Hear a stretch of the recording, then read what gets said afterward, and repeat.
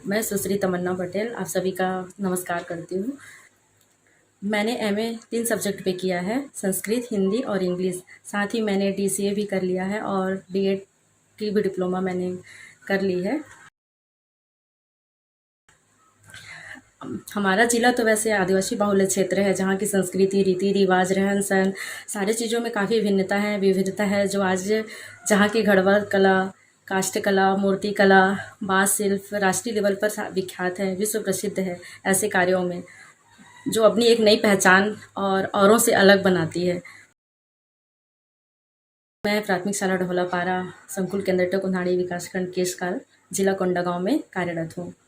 हमारे विद्यालय में 2 टीचर और पहली से लेकर 5वीं तक के 15 बच्चे हैं, जो सामान्य परिवार से बिलोंग करते हैं। जब मैं पहली बार स्कूल पहुंची तो मुझे अपना कार्य बच्चों के बीच काफ़ी जवाबदेही और चुनौतीपूर्ण सा महसूस हुआ।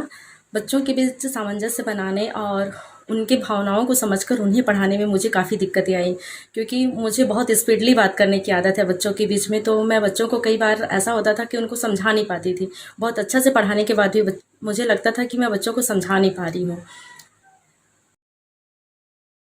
जब मैंने इनोवेटिव पाठशाला का प्रशिक्षण प्राप्त किया और उससे पहले मैंने संपर्क शाला का भी प्रशिक्षण प्राप्त किया हुआ है, जिसमें अंग्रेजी और गणित विषय को पढ़ाने के लिए मार्गदर्शन दिए गए हैं कि हम बच्चों को किस प्रकार से पढ़ाएं। तो मुझे अपने इस प्रशिक्षण को करने के बाद मुझे अपने मतलब कार्यशाला को, गतिविधि को प्रभावी बनाने में काफ़ी मदद साबित हुआ।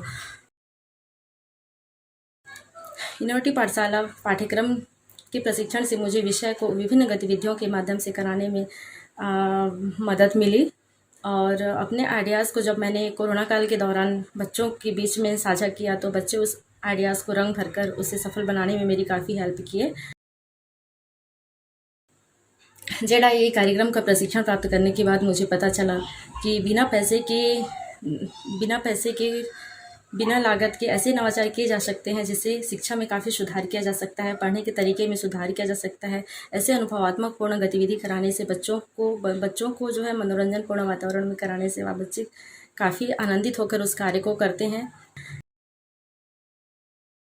हम सारे शिक्षक आभारी हैं ऐसी संस्था का, जिन्होंने ऑनलाइन शिक्षा को महत्व देते हुए कोरोना काल के दौरान भी हमें ऐसे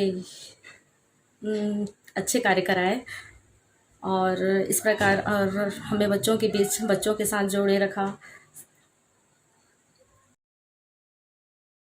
इस प्रकार हमारा विद्यालय कुछ खिले, कुछ मुरझाए, कुछ ज़्यादा खिले, सतत प्रवाहित प्रभावी प्रशिक्षण निश्चित ही एक दिन निरंतर ही विकास की एक नई कड़ी से जुड़ेगा।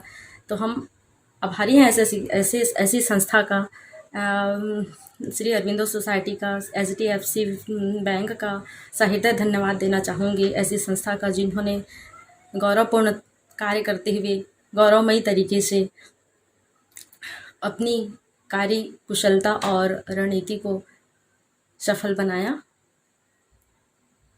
सहृदय धन्यवाद, अभिवादन सहित नई उम्मीदों और नई अपेक्षाओं के साथ मैं इनोवेटिव पाठशाला और उनके सदस्यों को सहृदय धन्यवाद देना चाहूँगी। धन्यवाद।